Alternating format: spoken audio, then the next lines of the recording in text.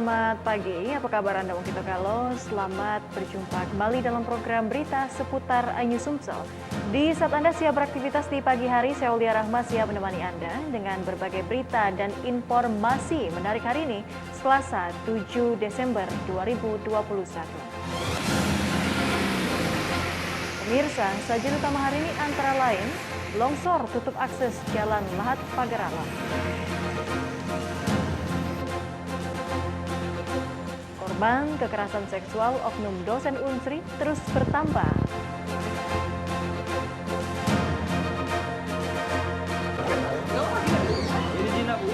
Dan jangan lewatkan peluang bisnis hewan peliharaan.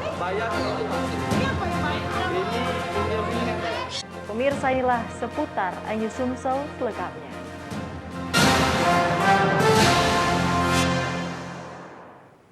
Kita awali dengan berita pertama, pemirsa. Jalur Lahat Pagar Alam di Desa Jati, Kecamatan Pulau Pinang, Kabupaten Lahat tersendat akibat longsor.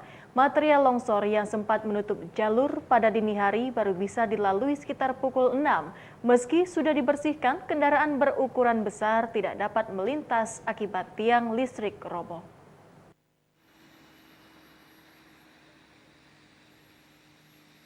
Bencana longsor ini terjadi di Likuan, Desa Jati, Kecamatan Pulau Pinang, Kabupaten Lahat.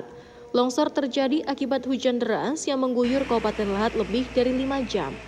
Longsor terjadi diperkirakan sekitar pukul 3 dini hari dan baru bisa dibersihkan petugas gabungan sekitar pukul 6 pagi.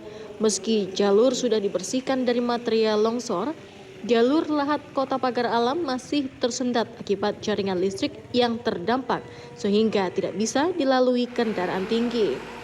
Sedikitnya ada 5 tiang listrik utama yang ikut roboh akibat longsor.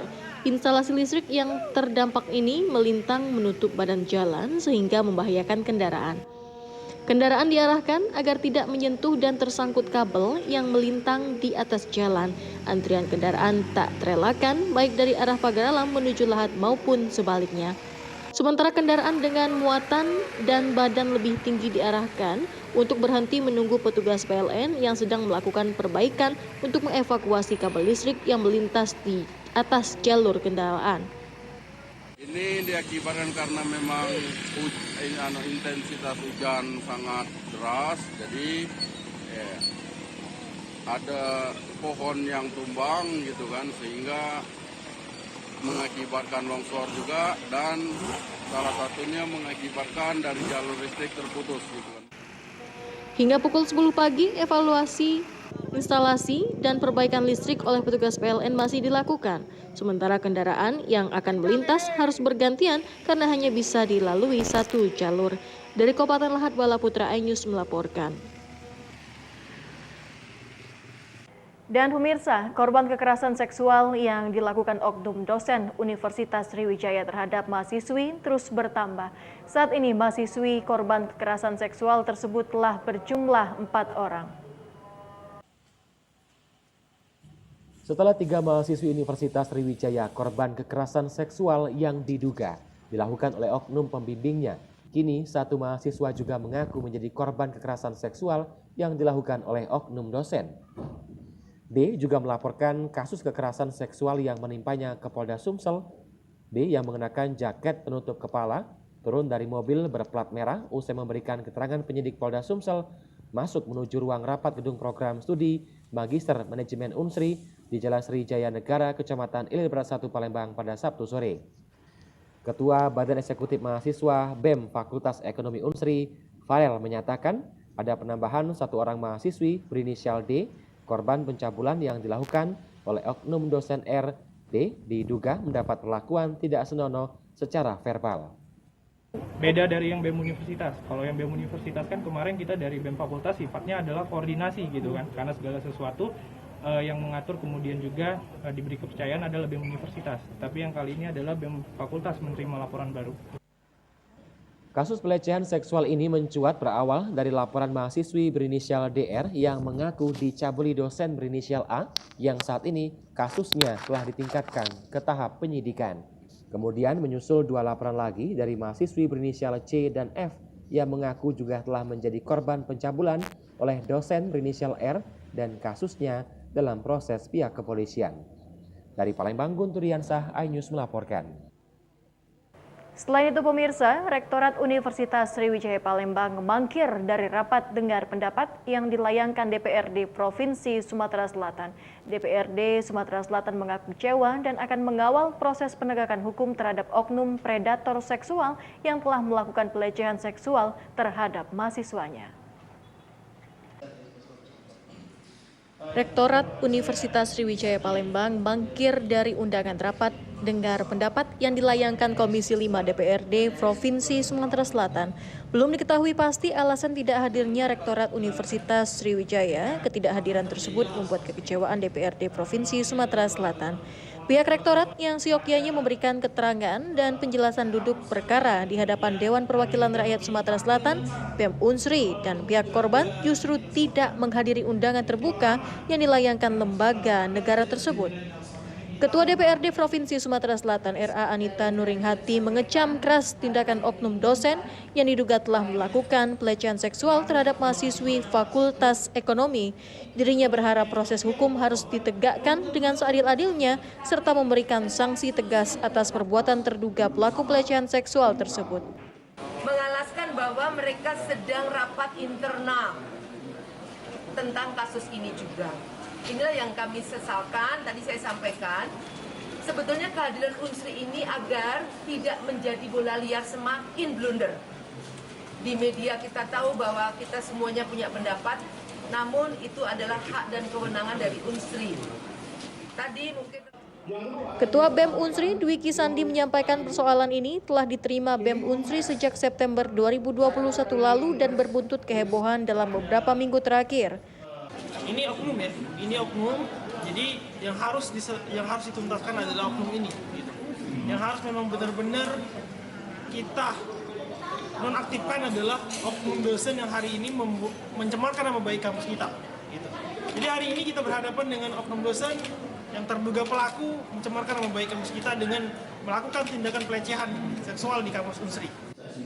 DPRD Sumatera Selatan menyatakan siap mengawal proses hukum dan segera melakukan panggilan lanjutan kepada Rektorat Universitas Sriwijaya untuk menjelaskan duduk perkara dan solusi terhadap permasalahan yang telah mencoreng nama baik universitas terkemuka di Provinsi Sumatera Selatan ini. Dari Palembang, Muhammad Riza Falevi, iNews melaporkan.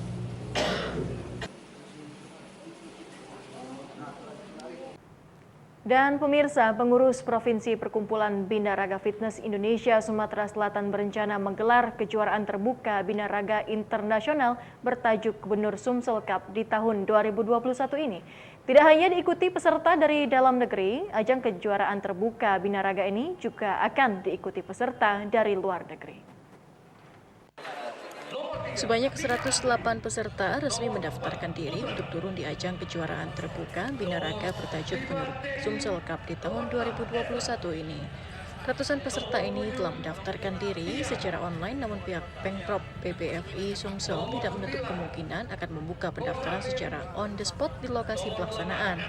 Para peserta yang telah mendaftarkan diri ini tidak hanya dari dalam negeri, namun juga dari beberapa negara lain seperti Jordania dan Palestina. Pada hari ini, alhamdulillah acara ini sudah sukses, walaupun sebelum dipertandingkan bahwasanya peserta ini sudah hadir dari beberapa provinsi lain, termasuk negara lain yaitu Palestina dan Lebanon. Untuk sementara sampai dengan hari ini kita sudah mendata dan mendaftar teman-teman yang lain di luar provinsi dengan total 108 peserta. Selain sebagai ajang pertarungan bagi atlet binaraga profesional dari seantero tanah air, KONI Sumsel juga berharap melalui ajang ini akan muncul bibit atlet binaragawan potensial dari bumi Sriwijaya. Soal tanggal 12 dan apa yang disarankan Pak Gub sudah kita jalankan supaya kita akan mendapatkan bibit unggul terbaik binaraga. Kejuaraan terbuka yang akan berlangsung pada pertengahan bulan Desember ini akan memperlombakan beberapa kategori, mulai dari bodybuilding, men fitness, men sport fisik, serta men atletik fisik. Dari Palembang, Mamang Irawan, iNews melaporkan. Sementara itu pemirsa, Badan Penanggulangan Bencana Daerah BPBD Sumatera Selatan menutup posko siaga bencana asap dampak kebakaran hutan dan lahan. Penutupan dilakukan setelah melihat kondisi karhutla di Sumsel ditangani secara maksimal dan tidak terjadi lagi kabut asap karhutla. Bersama seluruh OPD terkait dari Kabupaten Kota Sumatera Selatan, Badan Penanggulangan Bencana Daerah BPBD Sumsel resmi menutup posko bencana asap akibat kebakaran hutan dan lahan. Kepala Pelaksana BPBD Sumatera Selatan, Irian Syah, sangat mengapresiasi kinerja tim yang dinilai berhasil dengan baik menjalankan tugas masing-masing, sehingga Sumatera Selatan dapat terbebas dari bencana asap. Posko yang dipersiapkan sebagai antisipasi bencana tahunan akibat kebakaran hutan dan lahan, menerjunkan Satgas Darat, Laut, dan Udara dari seluruh OPD terkait di Sumatera Selatan resmi ditutup. Posko ini dibentuk dalam rangka untuk mengantisipasi, mencegah, mengendalikan kebakaran hutan lahan yang ada di Sumatera Selatan. Di situ ada Satgas Darat, Satgas Udara, Satgas Gakum, penegak sosialisasi dan kesehatan masyarakat serta Satgas Doa. Penutupan dilakukan Danrem 044 Gapo sebagai Ketua Satgas, Brigjen Muhammad Nurdika, yang juga menyambut antusias atas keberhasilan tim dalam menanggulangi karhutla sehingga Sumatera Selatan terbebas dari bencana kabut asap. Dari beliau apresiasi ya kepada seluruh tim kita karena memang masing-masing melaksanakan tugas dengan baik sehingga apa yang menjadi tugas pokok kita dapat dilaksanakan dengan optimal. Pemerintah Sumatera Selatan dinilai telah berhasil menanggulangi bencana kabut asap akibat kebakaran hutan dan lahan yang tiap tahun melanda. Dari Palembang, Ahmad Saipul iNews melaporkan. Pemirsa, peluang bisnis hewan peliharaan. Saksikan beritanya sesaat lagi.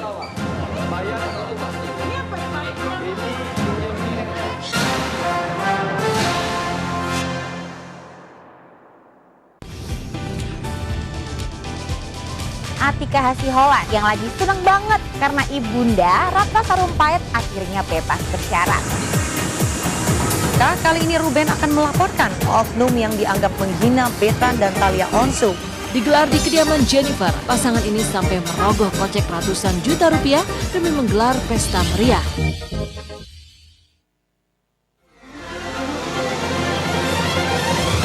Tim gabungan kembali mengevakuasi korban kecelakaan bus Wijaya. Pemirsa, polisi akan mengumumkan hasil uji balistik penembakan gedung DPR. Pemirsa, razia minuman keras di Tangerang, Banten diwarnai kejar-kejaran polisi dan beberapa pemuda mabuk.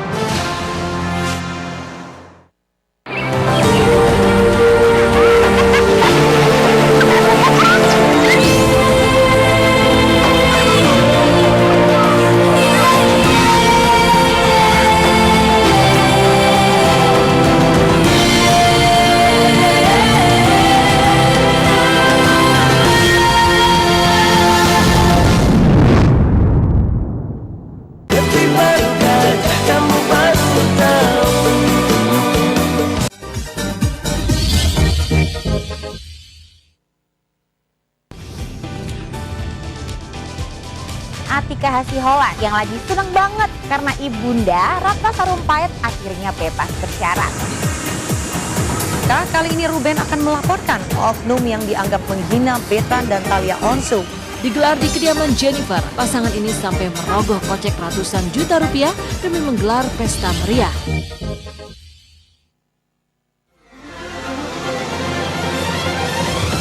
Tim gabungan kembali mengevakuasi korban kecelakaan bus Wijaya. Pemirsa, polisi akan mengumumkan hasil uji balistik penembakan gedung DPR. Pemirsa, razia minuman keras di Tangerang, Banten diwarnai kejar-kejaran polisi dan beberapa pemuda mabuk.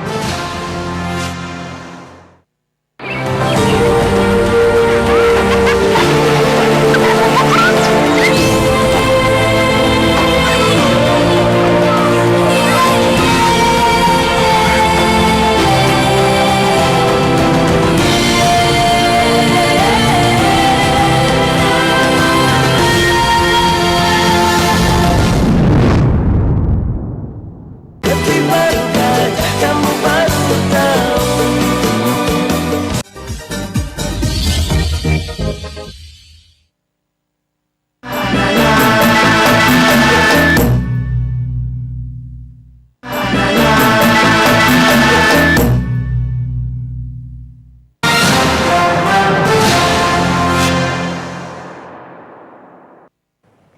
Terima kasih Anda masih bersama kami pemirsa. Menjelang malam pergantian tahun, 2 pemuda di Palembang gagal mengedarkan narkoba jenis sabu seberat 5 kg. Keduanya ditangkap di sebuah hotel bintang 5 di Kota Palembang. Wahyu dan Bayu hanya bisa tertunduk setelah unit narkoba Polrestabes Palembang berhasil mengamankan keduanya yang terlibat dalam jaringan narkoba antar provinsi. Kedua pelaku ditangkap petugas saat berada di salah satu hotel bintang 5 di Kota Palembang. Dari hasil penggeledahan di rumah Wahyu, perumahan Opi Jakabaring Palembang, petugas berhasil menyita 5 kg sabu yang disimpan pelaku di dalam tas berwarna merah yang disembunyikan di bawah kasur. Kedua pelaku mengaku sabu seberat 5 kg yang disita polisi rencananya akan diedarkan untuk pesta malam pergantian tahun baru di Kota Palembang. Kapolres Palembang Kombes Pol Irfan Prawira Satya Putra menyatakan sabu seberat 5 kg dipasok dari bandar besar asal Pekanbaru Riau. Kedua pelaku disinyalir merupakan sindikat narkoba antar provinsi. Kedua pelaku masih diperiksa untuk mengungkap identitas bandar narkoba lintas provinsi. Ya, jadi pada pagi hari ini Satuan Reserse Narkoba Polres Palembang mengembangkan dari beberapa tersangka kita terdahulu, karena di Palembang ini ada beberapa titik yang dipasok terus, tidak pernah berhenti. Kita harus sabar mencari waktu yang tepat. Alhamdulillah Jumat kemarin kita berhasil menangkap 2 orang tersangka dengan asumsi adalah pemasok utama narkoba di Kota Palembang. Yang kita kenal ada di Tangga Buntung, kemudian di Bom Baru. Atas perbuatannya, kedua pelaku dijerat Undang-Undang Narkotika Nomor 35 Tahun 2009 dengan ancaman seumur hidup atau hukuman mati. Dari Palembang, Muhammad David, iNews melaporkan. Selain itu pemirsa, hanya gara-gara hutang sebesar Rp500.000, 2 pria di Palembang terlibat duel maut menggunakan senjata tajam. Akibatnya 1 tewas dan 1 lagi terkena luka sabetan senjata tajam. Tangis histeris seorang ibu rumah tangga ini pecah di samping jenazah suaminya yang tewas terbunuh saat terlibat perkelahian dengan seorang pria. Istri korban bahkan nyaris pingsan di samping jenazah suaminya lantaran tak kuasa menahan kesedihan. Korban yang bernama Muhammad Husni ini tewas di tempat setelah tertusuk senjata tajam di bagian pahanya. Duel maut keduanya terjadi saat korban ditagih hutang oleh pelaku saat bertemu di Jalan Ahmad Yani, Kelurahan Silabranti, Palembang.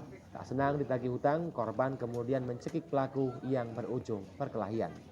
Setelah berkelahi dengan tangan kosong, korban dan pelaku kemudian sama-sama pulang dan mengambil senjata tajam dan kembali bertemu di lokasi kejadian.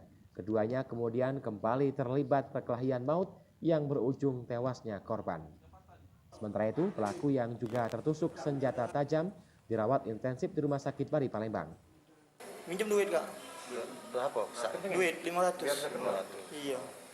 Oh, jadi korban tuh main ke lorong kamu? Iya, ketemu dengan aku. Ya, aku tidak nemu dia lagi tuh kan. Habis ya duitku nanya enggak. Kita nagihnya kamu baik-baik. Iya. Kita nagih baik-baik pertamunya. 500. Kasus duel maut yang menelan korban jiwa ini ditangani Polrestabes Palembang. Dari Palembang, Muhammad David, iNews melaporkan. Dan pemirsa, hobi memelihara hewan menjadi kegiatan intensif di masa pandemi COVID-19. Peluang ini dimanfaatkan para penghobi sekaligus pelaku budidaya menjadikannya cuan menopang perekonomian keluarga. Gubernur Sumsel Herman Deru merupakan pemimpin yang peduli kepada warganya yang memiliki kreativitas ekonomi terlebih di masa pandemi COVID-19. Ia bersama keluarga berkunjung langsung ke gerai Animal by Palembang Free Fly dan Arowana Factory, Jalan MP Mangkunegara, Palembang. Di sini tersedia berbagai macam reptil, burung paru, bengkok, dan ikan hias arowana. Herman Deru mengapresiasi kelompok anak muda ini mampu bersinergi dalam sebuah wadah dari sekedar hobi, kini menjadi sumber penghasilan keluarga dan tentunya membuka lapangan pekerjaan baru di masa pandemi COVID-19. Herman Deru meminta tidak sekedar bertukar hewan hias, ia meminta Palembang dijadikan pusat budidaya hewan ini. Ia melihat pangsa pasar cerah karena jika menyangkut hobi, maka siapapun tak segan mengeluarkan kocek untuk hewan kesayangannya. Saya bangga di saat pandemi ini ada saja usaha-usaha kreatif yang muncul dari para pemuda. Ini kan sebenarnya berangkat dari hobi. Hobi bisa menjadi sebuah usaha. Nah, setelah usaha ini mungkin dari awalnya barter, tukar menukar, menjadi pengembangbiakan.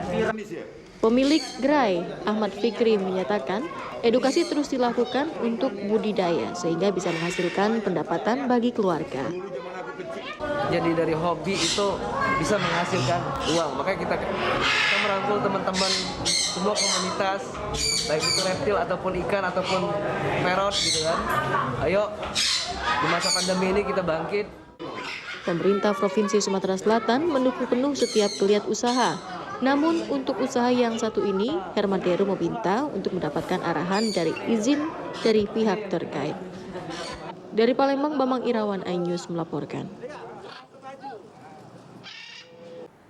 Dan pemirsa, informasi tadi sekaligus menutup perjumpaan kita pada pagi hari ini. Saya dan kru yang bertugas undur diri dari hadapan Anda. Selamat beraktivitas. Saya Aulia Rahma, sampai jumpa.